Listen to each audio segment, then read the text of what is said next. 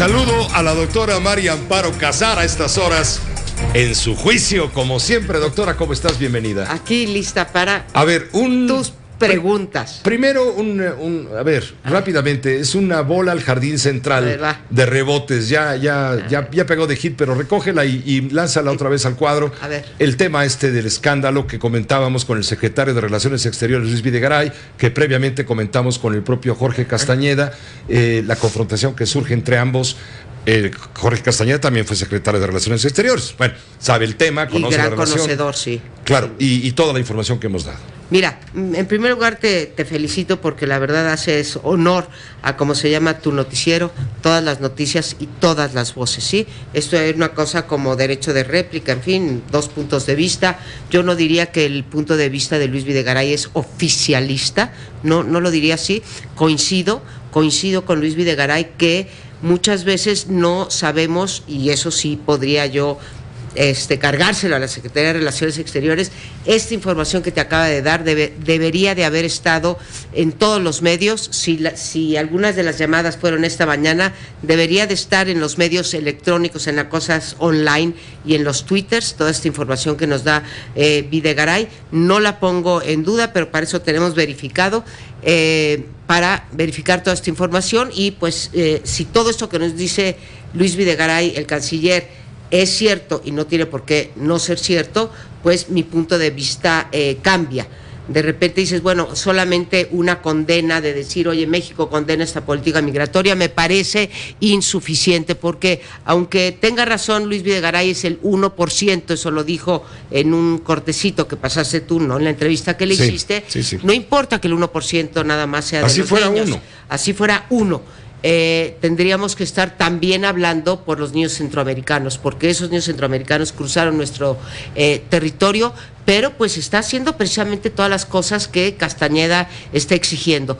Creo que Castañeda le pone una dosis de realidad, como siempre suele ser él, cuando dice: quien crea que una represalia a Estados Unidos no tiene costos, pues está loco, simplemente no está viendo las cosas, ¿sí? Si México ahorita tomara una medida en materia comercial o etcétera para tratar de impedir lo de migración, pues, o sea, tenemos que hacernos cargos de esas consecuencias, no son gratis. Desde luego las afirmaciones del secretario de Relaciones no están en duda, pero efectivamente, a no ser que fue detonado todo esto a partir de las imágenes que difundió Huffington Post y el otro portal, es cuando nuevamente se pone en el mapa viral, vamos, de la atención pública, el tema de esto que está ocurriendo en Estados Unidos, que se considera un atropello elemental a los derechos humanos, y es cuando surgen las cosas. Él nos dice, no, venimos trabajando en esto desde hace 2 meses, no considerarlo así es de menospreciar al servicio exterior. De acuerdo, estoy de acuerdo, pero no se nos había informado. Eso, por eso insisto que si algo habría que recriminar al canciller, sería una política de comunicación que no está siendo para nada efectiva y que le convendría a él como canciller, a el gobierno de Peña Nieto e incluso, ya te diría, aunque no debemos de politizar, mucho menos cualquier otro tema, mucho menos debería de ser politizado el de los niños, pero aún en ese caso llevaría agua al molino electoral. Entonces sí, rogarle a Luis Videgaray que mantenga esa línea de comunicación que yo me entero gracias ahora a tu programa. María Amparo Casar, pero asoma todo el tema político, el tema electoral en todo esto, es inevitable. Estamos a unos cuantos días de las elecciones, de este domingo en 8, tenemos que ir a las urnas a votar. Los candidatos de mañana en 8 dejarán de hacer campaña y se terminará la spotiza y la encuestiza y se terminará todo esto. ¿Cuál es el panorama que estás vislumbrando después precisamente de las encuestas, que es en este momento el único instrumento que tenemos para asomarnos a vislumbrar lo que proyectan los expertos con ciencia que puede llegar a suceder? Te lo pregunto con toda intención, de esto vamos a hablar con Leo más adelante. Han resultado muy golpeados los encuestadores en general. Los buenos encuestadores en general han sido golpeados porque hay dos candidatos a los cuales las encuestas no los favorecen, sino todo lo contrario, como ocurrió hace 6 años cuando no favorecían a López Obrador y él decía que las encuestas estaban cuchareadas. Pero en fin, es la única ventana, que tenemos para asomarnos. Y con este panorama, ¿cómo estás vislumbrando el porvenir de los partidos políticos en el escenario nacional? Mira, desgraciadamente en este país, con esta democracia inmadura todavía y sobre todo con estos jugadores no democráticos y no democráticos en muchos sentidos, te tengo que contestar con mucha vergüenza. Me gustaría tener otra respuesta para ti, Pepe, es que los escenarios se van a ver hasta el domingo. Si por cualquier motivo el domingo, yo pienso honestamente a partir de las encuestas, aun cuando en ocasiones se equivocan, no voy a hablar del Brexit, ya habló todo el mundo, no voy a hablar tampoco de Trump, ya habló todo el mundo, hablemos de Colombia. Si se equivocaran las encuestas y hubiera una voltereta o un gran acercamiento entre el segundo lugar, quien quiera que este sea, y Andrés Manuel López Obrador, creo que podemos vislumbrar escenarios muy complicados. Si el ganador es Andrés Manuel López Obrador, como dicen en efecto hoy todas las encuestas, y con un margen holgado, para mí un margen holgado serían 7%. En cualquier otro país 3% es suficiente, es un margen holgadísimo, pero bueno, aquí en México tienes que ganar por más de 7 puntos porcentuales para que medio no haya bronca, y aún así judicializamos los resultados. Si el resultado no es de más 7% para Andrés Manuel López Obrador, creo que vamos a tener un escenario político complicado.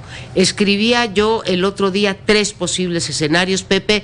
El primero es este, gana holgadamente, y ahí la interrogante es si va a tener contrapesos o no en el Congreso, Senado y Cámara de Diputados, porque hay muchas encuestas que dicen que se puede llevar ambas cámaras, particularmente el Senado. Lo comentamos contigo el martes pasado en la encuesta de Coparmex. Segundo escenario, que hubiera una voltereta inexplicable para todos, pero con este argumento de que hay entre 40 y 60% de la tasa de rechazo, más los indecisos, más los que te dicen mentiras en las encuestas, más los que no van a ir a votar y que piensan que tú piensas o registran, ¿no?, las encuestas que sí van a votar, que hubiera una voltereta. No me alcanza para imaginar qué va a pasar el 2 de julio. Y el tercero, que si cabe es todavía más ominoso, Pepe, que se cerrara tanto la elección, digamos que cerrara a 3% entre Andrés Manuel López Obrador y el segundo lugar, y que entonces se pudiera abrir el escenario de la anulación de la elección. Nuestra legislación electoral habla de algunas causales específicas para la anulación, y una de ellas es una diferencia de menos de 5% en la votación, junto con 5% del rebase de tope de campaña. ¿Por qué pienso en esa causal y no en otras, como por ejemplo que no se instalen 25% de las casillas en el país? Porque creo que tenemos el aparato para que se instalen, como se han instalado en las pasadas, el 99.7% de las casillas.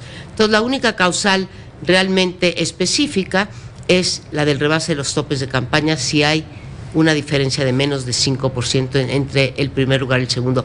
Tampoco me alcanza la cabeza para imaginar en qué escenario tan ominoso y complicado políticamente estaríamos, Pepe, pero creo que no tú, no yo, pero nuestras autoridades electorales, nuestros partidos deben estar preparados para cualquier escenario posible. Yo, en lo personal, creo que el escenario más viable es el que dicen las encuestas, aunque con un margen menor de 20% entre Anaya, que es el segundo lugar en la mayoría de las encuestas, y Andrés Manuel López Obrador.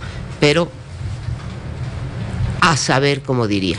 Muy bien, María Amparo, gracias por tu comentario. Por tu doble comentario, completo y copeteado.